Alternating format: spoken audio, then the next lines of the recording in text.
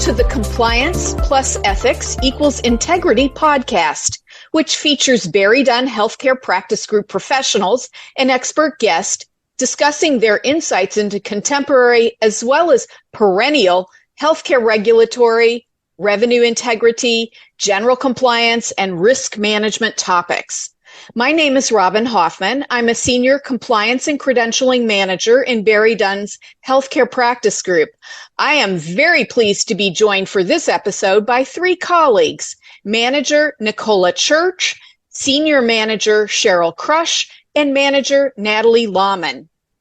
The title of our podcast for today is Implications for Medicare Compliance as the COVID Public Health Emergency Ends. But before we get into our discussion, I have a quick disclaimer. The content we discuss in this podcast is based on our professional experience advising healthcare providers, facilities, and other organizations that engage BerryDunn for compliance and other services. While we may reference specific government programs, Medicare and Medicaid policies, and regulatory guidance, we do not speak for any government agency or contractor, nor do we have the authority to do so. Nothing in this podcast should be considered legal advice. Anyone seeking legal advice on the subjects we discuss should consult their own attorney. And now it's my pleasure to introduce my colleagues to our listeners. Nicola, you are a certified fraud examiner, which I find incredibly impressive, and you bring extensive background in internal audit and Medicare cost reporting to our listeners. You have produced a series of articles for BerryDunn, most recently about the Medicare proposed rule for fiscal year 2024 for hospital inpatient prospective payment systems and for long-term care hospitals PPS. I also enjoyed reading the Medicare final rule summary that you provided for fiscal year 2023 for inpatient rehab facilities PPS and for inpatient psychiatric facilities PPS. We are incredibly fortunate to have you join us today, Nicola. Can you please share some additional highlights about the types of services that you offer here at BerryDunn? And thanks for having me. Some of the type of services we offer is preparing and reviewing cost reports, and that includes DISH and bad debts. And so anything involving the cost report is pretty much, on the table for us. Thanks very much. And Cheryl, thank you so much for joining us for today's podcast. Speaking as one nurse to another, can you believe that we are finally reaching the end of the COVID public health emergency on May the 11th? It is a privilege to have you join us today to talk about Medicare requirements as the public health emergency ends. You serve as our Director of Clinical Documentation Improvement, and as you know, I am awestruck by the number of certifications that you have achieved from professional organizations. Might you share just a couple of vignettes about the types of services that you provide for BerryDunn's clients? Thank you, Robyn. Thanks for asking me to participate. I started my healthcare career many, many moons ago. I won't say how long. As a nurse in Maine and Connecticut, working in various clinical settings such as acute care setting, physician private practices, and SNFs, just to name a few. I've worked for several Connecticut-based HMOs as a manager of the prior auth department, as well as a vendor service manager, as well as the Connecticut State Medical Society for many years, providing documentation reviews for over 7,000 affiliated network practitioners and supporting quality initiatives through various committees. I hold many, as you stated, several certifications through the American Academy of Professional Coders and the American Institute of Healthcare Compliance. And I'm not going to go through those, but there are a few. So what is my role now at BerryDunn? I'm a Senior Manager, Director of Clinical Documentation Improvement, where I work very closely with Natalie, and together we work with attorneys whose clients are involved in federal and state audits, and we work very hard to poke holes in those audits so that clients don't have to pay back quite so much of the money that initially was requested. We also work with clients under a corporate integrity agreement with the Office of Inspector General, and these clients have chosen BerryDunn to be their independent review organization. And we also do a lot of practitioner education on documentation and correct coding. Thanks so much, Cheryl. Natalie, we're thrilled to have you join us again for today's podcast. You have an impressive array of certifications, and you bring expertise to our clients who have been audited by commercial health plans and by government payers. Might you inform our listeners about some of the other type of services that you offer BerryDunn's clients? Thanks, Robyn. I've worked in healthcare compliance for over a decade and focus on revenue compliance, and in the past in many large health systems in both Connecticut and Massachusetts. At BerryDunn, we help our clients with their auditing of documentation, coding, and billing, as Cheryl mentioned. And it's nice that we work on both sides of the spectrum, both with clients who are being proactive with their audits and looking to improve their clinical documentation, and also those who are being audited by the government. I'm excited to talk to you today about the end of the PHE. Thanks so much, Natalie. Nicola, when we talked a couple of weeks ago about Medicare and the end of the public health emergency on May the 11th, you mentioned some requirements for Medicare cost reporting and bad debt. Might you explain this process to our listeners? Well, during the PHE, some providers could request exceptions to the RHC productivity and also for like bad debts. You couldn't bill right away because at that time we weren't sure how to bill COVID. So there was, the time of billing, there was a little bit extension in that of what that time of billing was because of trying to bill for the COVID expenses. So those were some things that were happening during the PHE, aside from the waivers that were assigned by CMS. Thanks.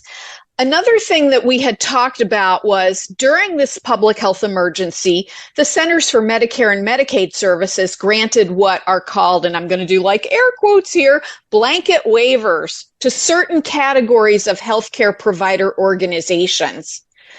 Might you let our listeners know about some of these waivers, such as CMS is granting a waiver to the requirement for a 3-day prior inpatient hospitalization for Medicare coverage of a skilled nursing stay. Also, didn't CMS waive some requirements for critical access hospitals as well? Yes, that is correct. So one of those waivers for the critical access was the 96-hour rule. So effective after May 11th, that 96-hour rule, it'll be back into effect. So that is something that the cause need to start paying attention to, as along with the 3-day prior hospitalization coverage for the SNFs as well. Okay, and cause are critical access hospitals, right? Yes. Yeah, thank you. Thanks so much. Get used to those acronyms. I know. We frequently say in our area, acronyms are us. Cheryl, during the public health emergency, the Secretary of Health and Human Services used the waiver authority to permit interactive telecommunication systems to furnish telehealth services. Boy, you talk about a sea change. I was in a provider organization when the public health emergency began. So there was an incredible change that took place in the clinical care delivery areas and in the compliance department. So during the public health emergency, Medicare enrolled patients have been able to receive Medicare telehealth services. Many clinicians and their support staff are uncertain as to how long Medicare will continue to permit telehealth services. Can you please clarify this for our listeners? And can you point them to some valid sources of information about Medicare's requirements for telehealth? Sure. Well, I think the first thing to really cover is telehealth includes services provided through telecommunication systems. for example, computer and phones, and it allows healthcare providers to continue to care for patients remotely in place of an in-person office visit. I think the requirements for telehealth are at the clinical documentation level, meaning there are elements that must be documented in the clinical note so that payment for these services is not at risk, meaning you get to keep what you were paid or what you were reimbursed. The PHE highlighted those populations that were especially at risk and their inability to independently use technology, my mother being one of them. Medicare beneficiaries will continue to be able to access telehealth services in any geographic area. They can be in their homes and receive telehealth services without traveling to a facility. Certain telehealth visits will still be allowed to be delivered as audio only, meaning telephone only. So I think you need to really keep track of the list on the Medicare website, and I'll give you that in just a minute. It's highly recommended that practices check with the Medicare Advantage plans that they participate with to determine coverage for telehealth services. And I think the big thing here is to remember that Advantage plans have to offer their Medicare members at least the same level of service as if they were covered under straight Medicare. They can provide enhancements, but they have to at least cover the same level. Some very good resources are the Medicare site for the most up-to-date codes and approved methods of delivery, audio, video, or just audio.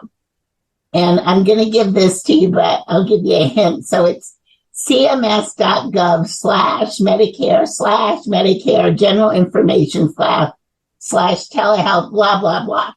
So if you're like me, just Google Medicare telehealth codes and the site will pop up for you. It will be the first one that you can select. The current list it's updated every year. So the current one was originated on 1/1/2023. And as of today was last updated on February 13th. For Medicaid coverage, it differs from state to state. Most states have expanded Medicaid coverage for telehealth during the COVID-19 public health emergency. For instance, many states are now allowing telehealth services via telephone, electronic, and virtual means. Home as the originating site for telehealth, coverage and pay parity for telehealth services, and asynchronous telehealth services. The best place to find information by state is to visit the Center for Connected Health Policy.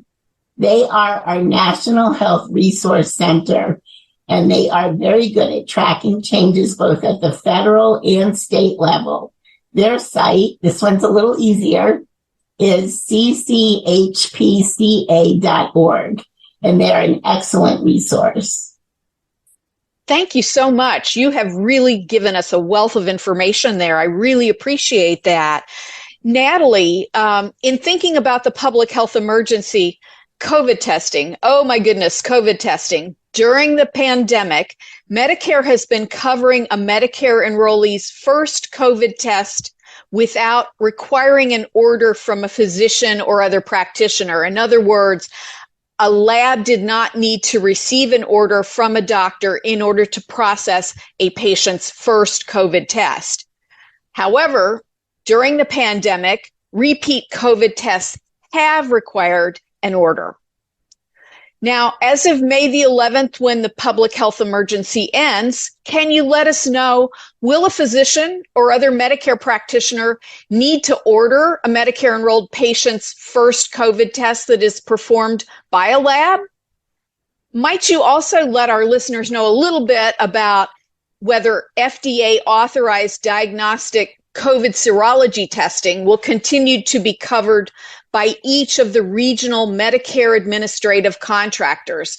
As you know, we have a number of listeners to our podcast here at BerryDunn who span across the United States. So I'm wondering, Natalie, if you can share with our listeners what is the best way for someone in another region of the United States, for instance, outside of New England, to go about confirming who their Medicare regional administrator contractor is. Sure. So as you said, during the PHE, CMS relaxed its requirements for orders for the first test. But as we're seeing now, many of these flexibilities are coming to an end. As an auditor, I would tell providers to reflect back to pre-COVID times when ordering diagnostic tests and to document an order with the appropriate diagnosis code. We're looking for that order during an audit, and if for whatever reason the order wasn't available, we're looking in the provider's note that shows the intent to order that test.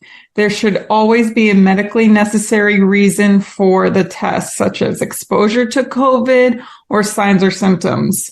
Medicare providers should review all of the Medicare published information explaining which waivers are coming to an end and when.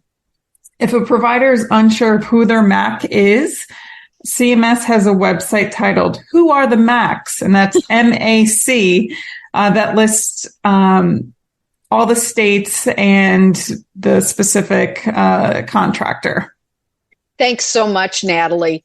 You know, as we were talking amongst ourselves over the past week, I think that, we've been reflecting how during the public health emergency, there has been significant frankly, unprecedented staffing turnover in healthcare organizations, not only among the clinician staff and the clinical support staff, but also in what I call non-patient facing staff members.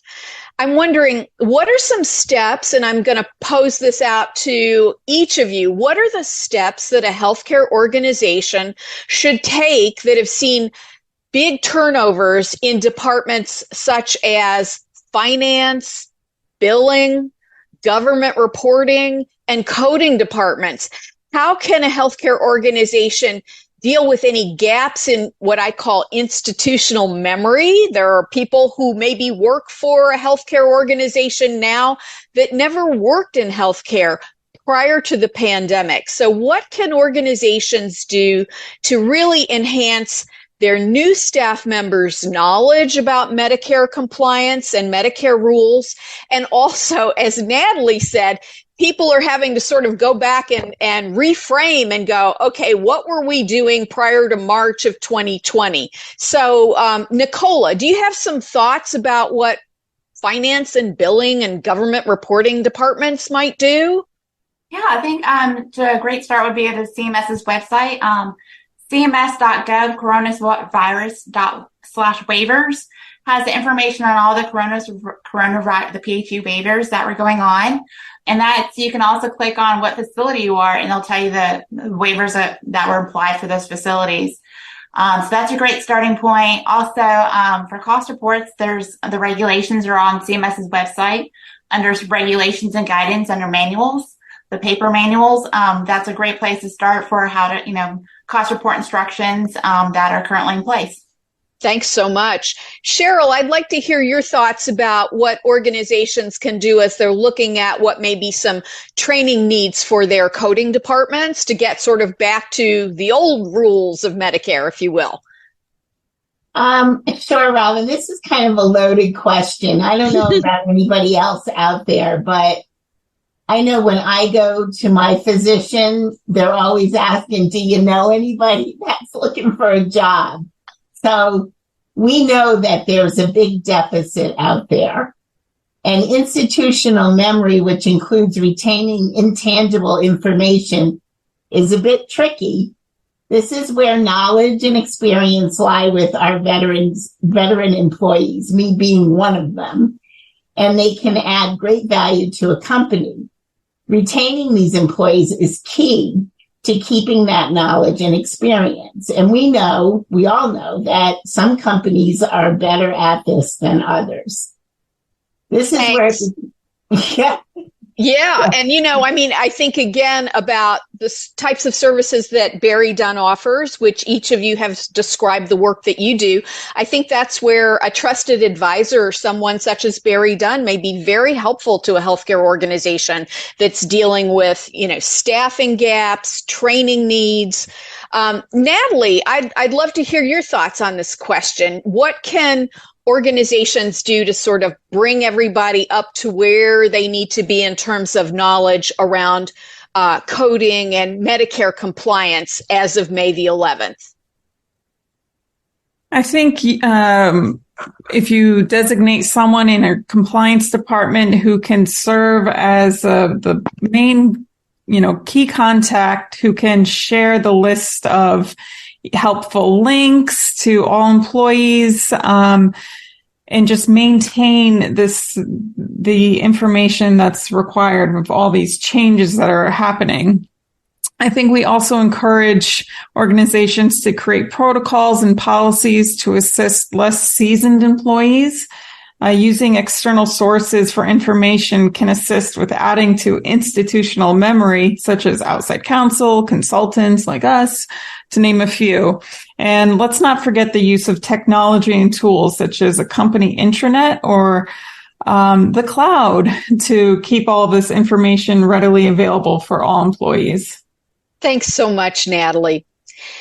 As we wrap up our conversation today, I would like to invite Nicola, Cheryl, and Natalie to each offer our listeners one, I'll call it critical high priority compliance recommendation for Medicare enrolled clinicians and healthcare organizations as the COVID public health emergency comes to an end on May the 11th. New times and what is the new normal as of May the 11th of 2023. Nicola, I'd love to hear what you would see as being a critical recommendation for healthcare organizations.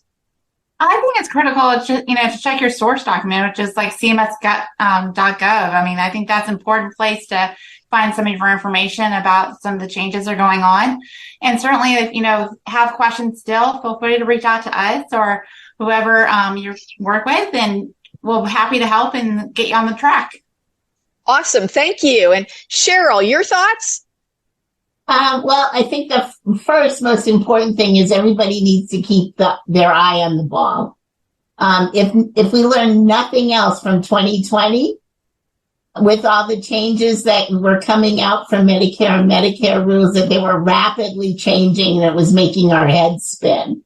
So as a clinical documentation specialist, I would focus on doing random medical record reviews to first confirm that all the regulations for telehealth services are documented.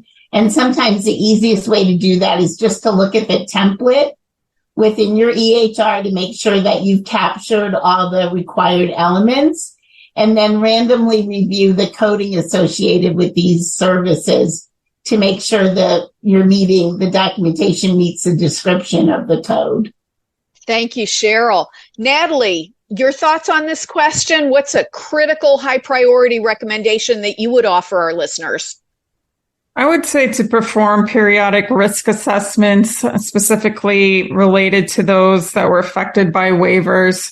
So take a look at what services were affected, what's changing, and as Cheryl said, perform these periodic reviews of documentation, coding, billing to make sure you're mitigate any risks that you have identified. Thanks so much. Again, I would like to thank Nicola, Cheryl, and Natalie for sharing their insights. We've reached the conclusion of our podcast today, which I think was a really informative one about the impacts of the close of the public health emergency on Medicare cost reporting, on blanket waivers for skilled nursing facilities and critical access hospitals, and the timelines for Medicare's continued flexibility for its definition of direct supervision using real-time audiovisual technology, and requirements that pertain to lab testing. Because the expiration of the COVID pandemic has such broad implications for healthcare organizations, we're going to host an additional podcast which will focus specifically on the impacts to a healthcare organization's revenue cycle. And we will talk about what is called in the public parlance as the air quotes unwinding of the Medicaid continuous eligibility provision that was in force during the public health emergency. On behalf of Nicola, Cheryl, Natalie, and myself, we thank you for listening to this episode of BerryDunn's Healthcare Insights Compliance plus Ethics equals Integrity podcast. We welcome our listeners' questions and feedback about the ideas we've discussed in this episode, and we would value receiving your suggestions for topics that we should consider for our future healthcare compliance podcast. Many thanks.